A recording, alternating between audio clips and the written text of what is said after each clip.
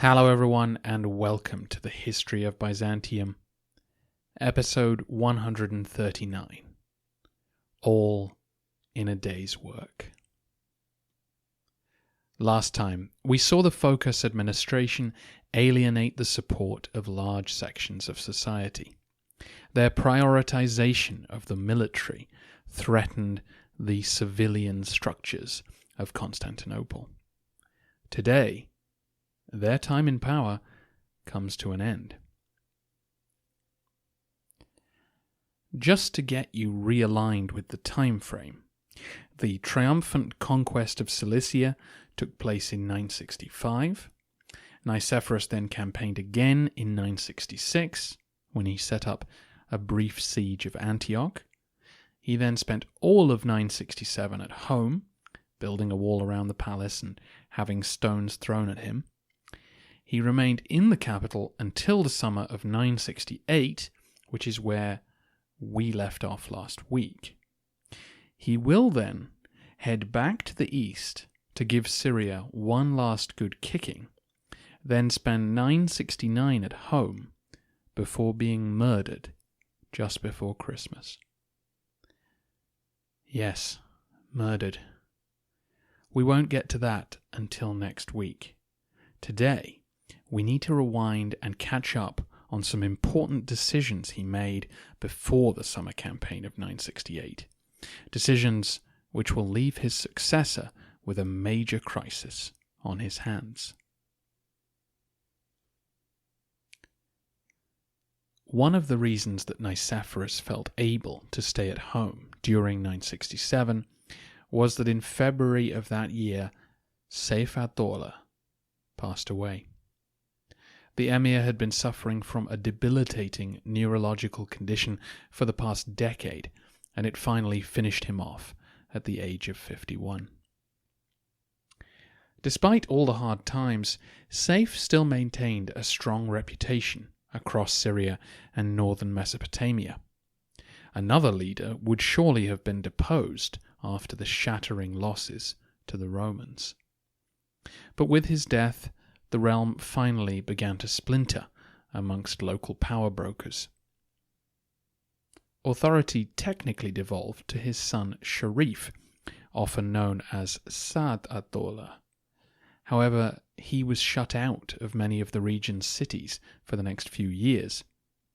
For example, one of Seyf's chief ministers ran Aleppo with the support of its garrison. This political division meant that little effective opposition would be available to defend Antioch, which is just what Nicephorus wanted to hear. Before the Vasilevs can get back to campaigning, though, we need to cover the other foreign policy issues he wrestled with during his time at the capital. This was an eventful couple of years.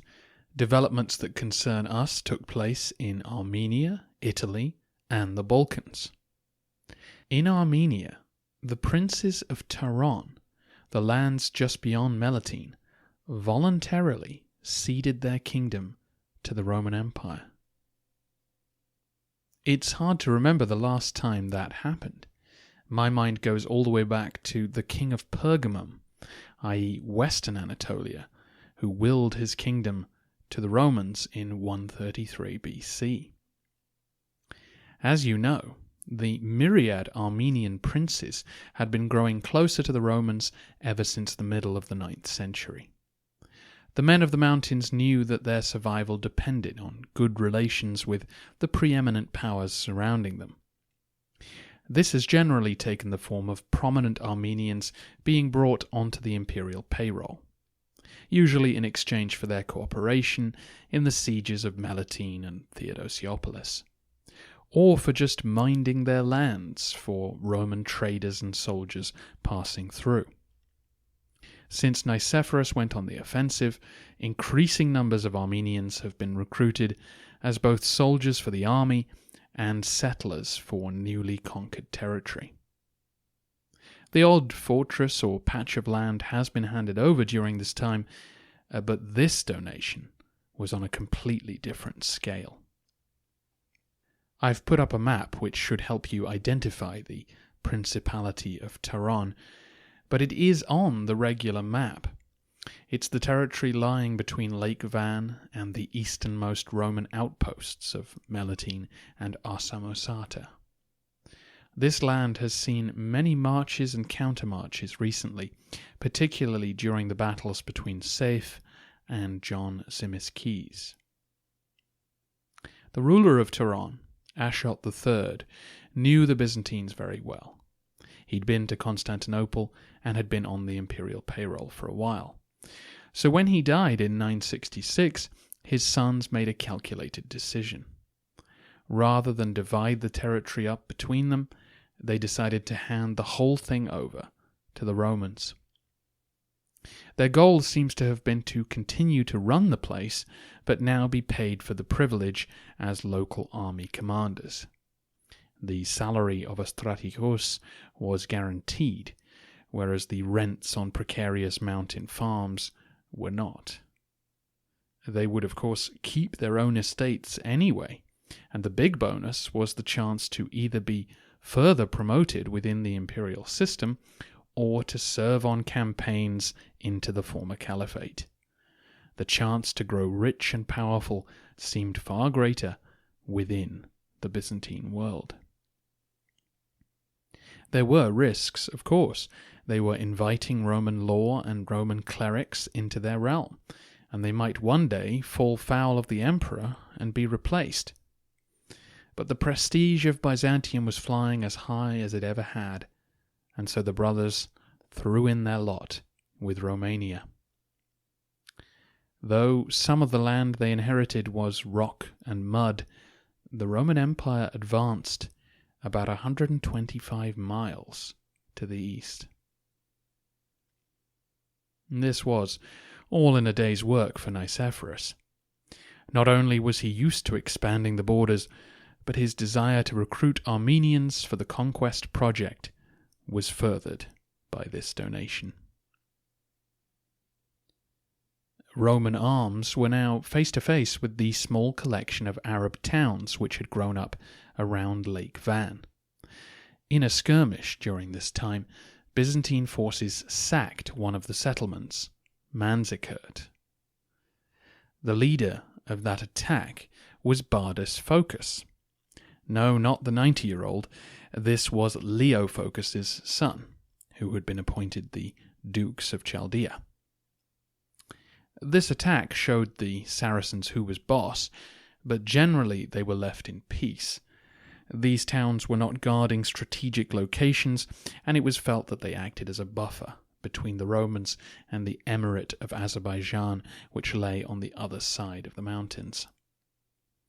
I'll talk more about the administration of these new themes when we get to 976.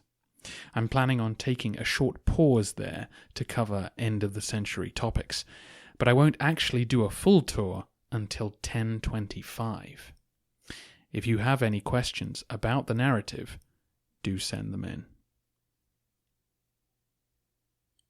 Less good news came from Bulgaria, which, as you know, had been at peace with the empire for the past 40 years.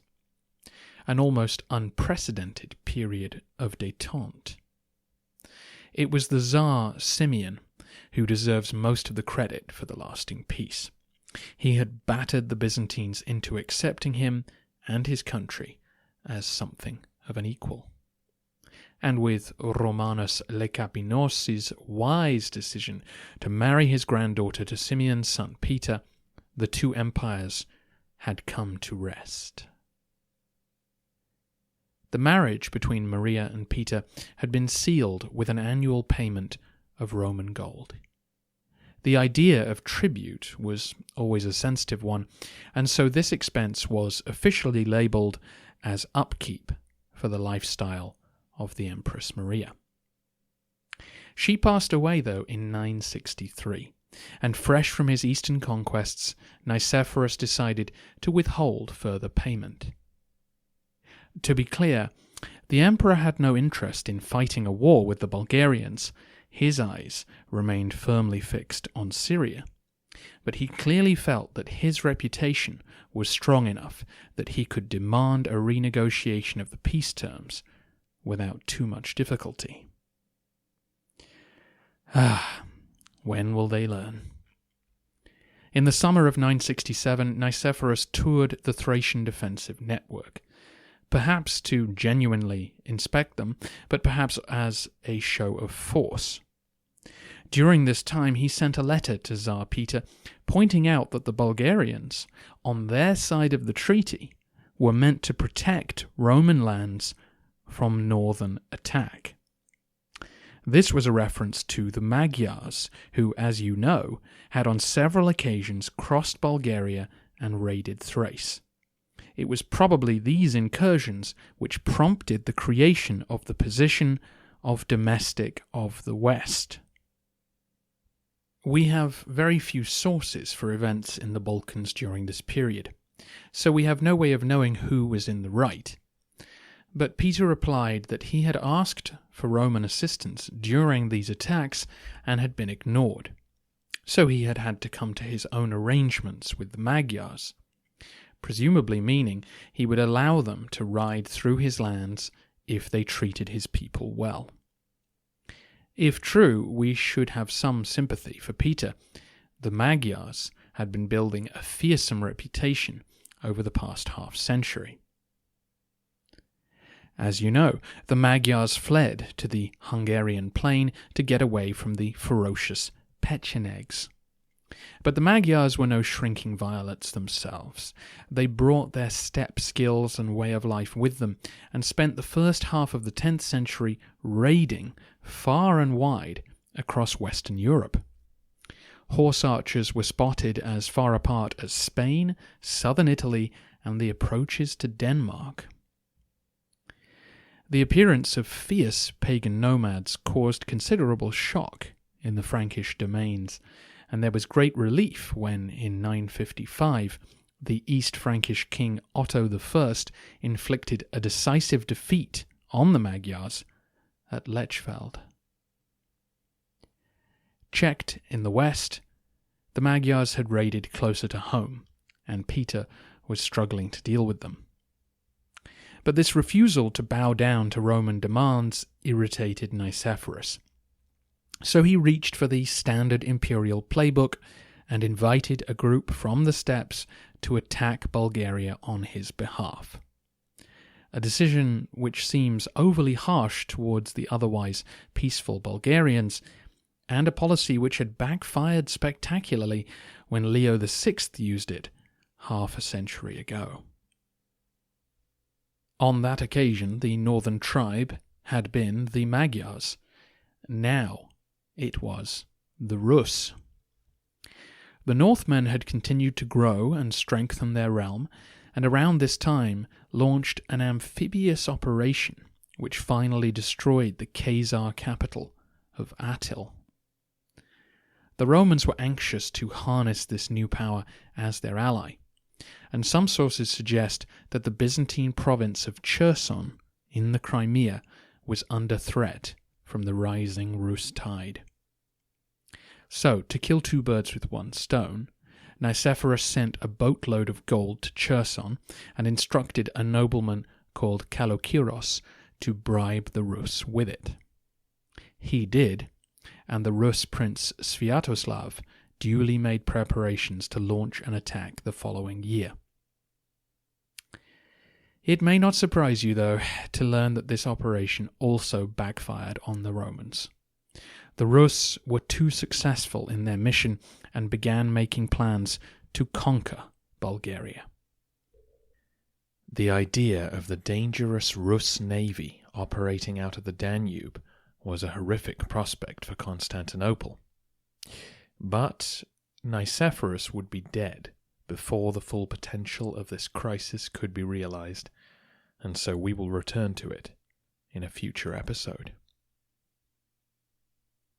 Finally, we turn to Italy, and handily we've already introduced our antagonist, Otto I of East Francia.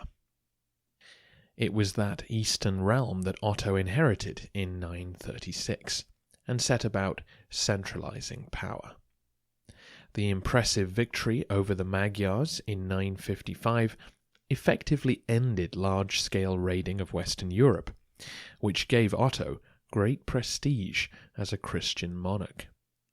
He followed this up by invading Italy in 961, deposing the king and crowning himself. Having somewhat mirrored the career of Charlemagne, Otto went ahead and had himself crowned Roman Emperor by the Pope in 962. I'll talk more about this in the future as well. As he was sweeping all before him, Otto demanded recognition from the Byzantines for his new title. In exchange, he offered to let them keep their southern Italian territories, which he clearly felt he could annex if he wished. The initial response from Constantinople was not warm, and so he decided to press matters. He made an alliance with the Lombard Duke of Capua and invaded Byzantine territory in the summer of 968. This was more brazen than any Frankish move in the past, and the man tasked with explaining this assault to Nicephorus was Liutprand of Cremona. Naturally, the Byzantines were furious that Otto had attacked them and treated Liutprand with scorn. Otto's terms were simple. He wanted both recognition of his title and an imperial bride for his son. These concessions, that had only recently been granted to the Bulgarians, would mollify him, and he would leave southern Italy alone. In terms of military narrative, there's almost nothing to report. Otto marched south and besieged the Byzantine city of Bari. But as a coastal settlement with good fortifications, it was very hard to take.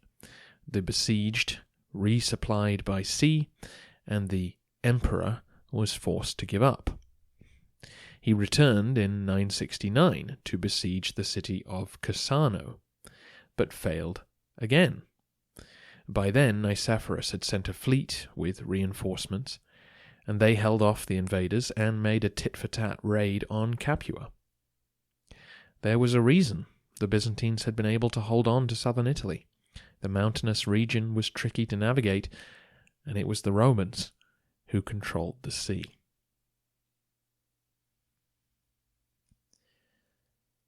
The more interesting part of the story for many historians is Liutprand's account of his time in Constantinople. This is the text where he mocks Nicephorus's appearance and generally runs the Byzantines down. A complete contrast to his previous experience 2 decades earlier. Liutprand's time in the capital captures a lot of the problems with relations between Byzantium and the West. The bishop struggles to understand why the Romans are so upset by Otto's decision to style himself as Roman emperor. He also bickers with his hosts over matters of doctrine and dress. Perhaps more damagingly, Liutprand presents the Byzantines as duplicitous and untrustworthy, a reputation which would grow amongst Western writers over the next couple of centuries.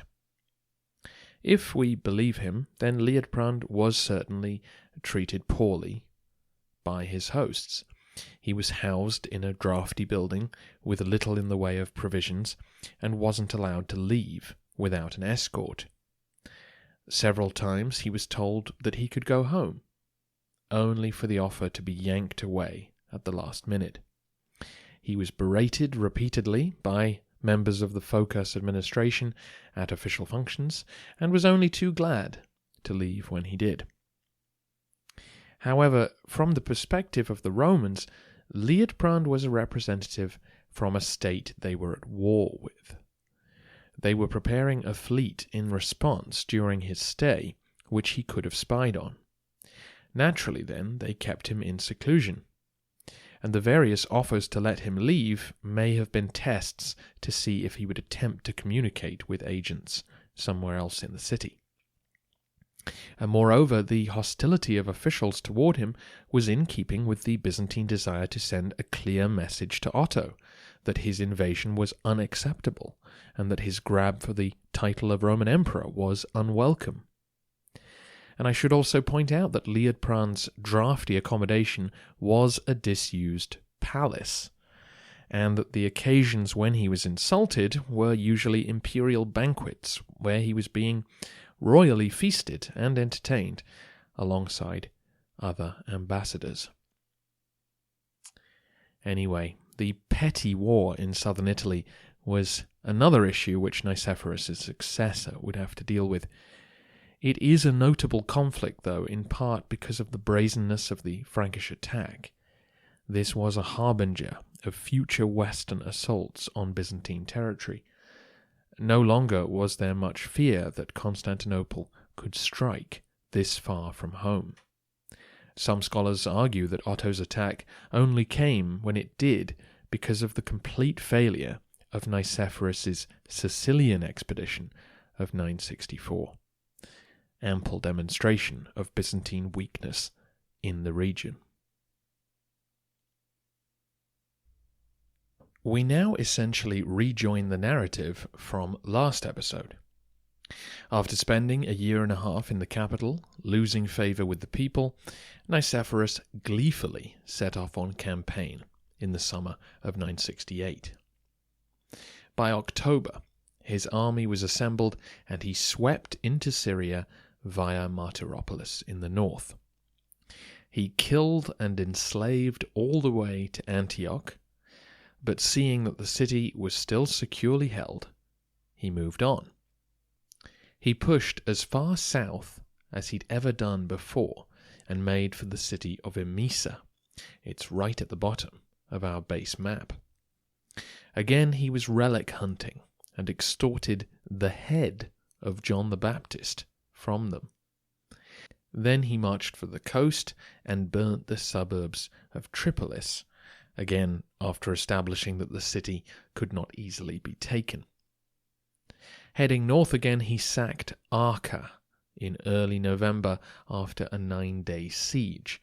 Apparently the locals had all fled there with their possessions, and Nicephorus scooped up a bumper crop of treasure. He trotted up the coast road, capturing fortresses as he went. He besieged the city of Laodicea and negotiated its surrender. It would be a useful naval base in the forthcoming assault on Antioch, and so Nicephorus treated the people kindly. The local notable who'd negotiated with him was put on the payroll and given control of the city on the emperor's behalf.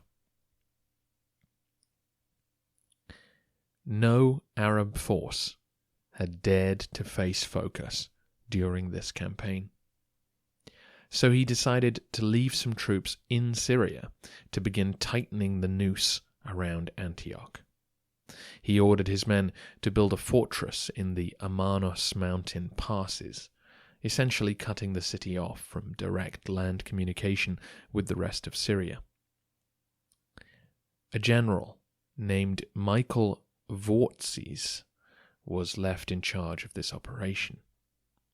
He was given 1,500 troops and instructed to ravage the surrounding farmlands, but not to attack the city.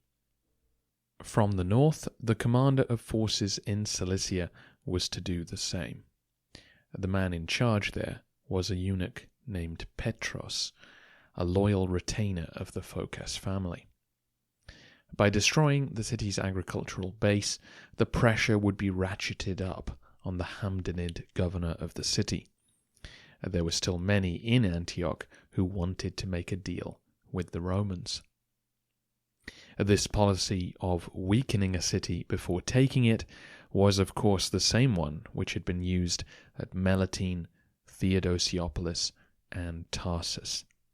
Doubtless, the Vasilevs planned to bring back the full army to finish the job soon.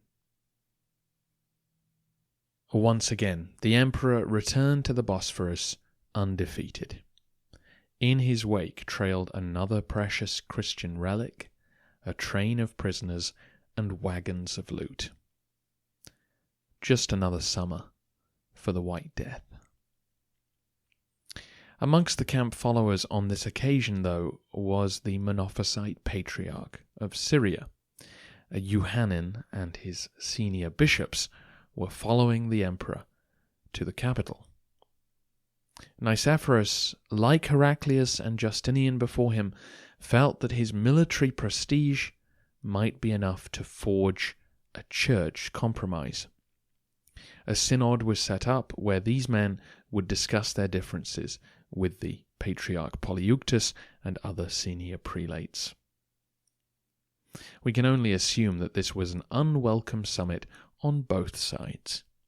It had been centuries since the nature of Christ had been challenged in the capital, and the Syrians were doubtless under a lot of pressure to concede ground.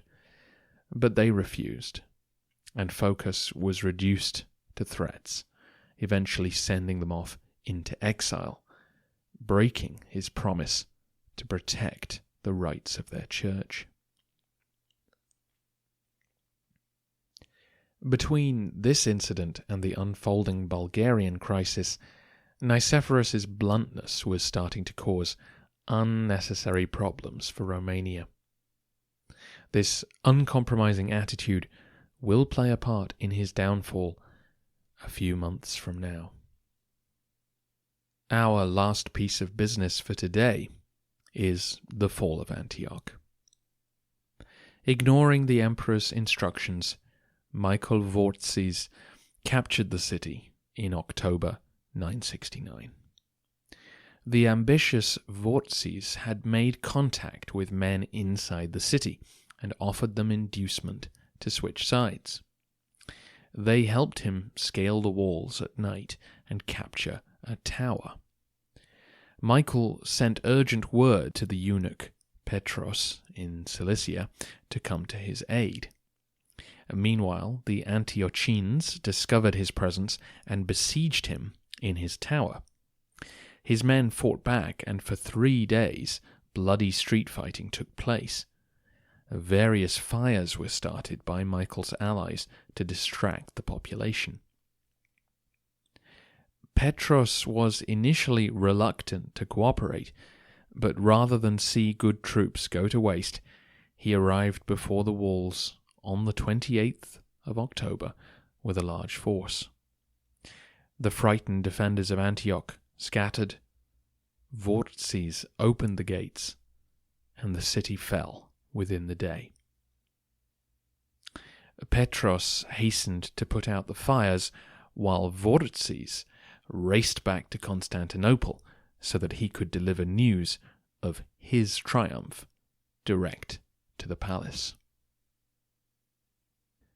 The emperor was not happy, officially because of the fires that had been started, but then and now the suspicion was that Nicephorus was equally grieved that a subordinate had captured a great prize and not the bringer of victory himself. Vortzis was dismissed from his post for his insolence. Nevertheless, Antioch, home of John Chrysostom, resting place of Simeon the Stylite, thorn in Julian's side, blemish on Justinian's record, the second city of the empire, was back in Roman hands after 330 years. The celebrations at the capital were only blighted by the passing of Bardas Phocas, the emperor's father, who had seen a lot of change during his lifetime. But the capture of Antioch was not to be another jewel in the crown of Nicephorus's extraordinary career, because the emperor was murdered just over a month later. That amazing story, the fallout from his death, and an assessment of his record will all have to wait for next week. However, you won't have to wait that long for some more podcasting goodness. Your friend and mine, Zach Twamley, over at When Diplomacy Fails, is celebrating the podcast's 5th birthday with 5 weeks to run wild. He'll be releasing 2 episodes every day for 5 weeks, and this includes collaborations with a bunch of other history podcasters and non-history hosts too, including yours truly. Next Thursday, the 25th of May, you can listen to a conversation with me and Zach talking in depth about Byzantine diplomacy and chatting about the future and podcasting and lots of other good stuff. Check out When Diplomacy Fails and see what Zach has to offer. Finally, for today, if you heard an advert before this episode, yes, I have moved to Acast in order to further support the show. I recorded a separate podcast about it just before this one in your feed. Check it out for more details, and thank you all so much for your support.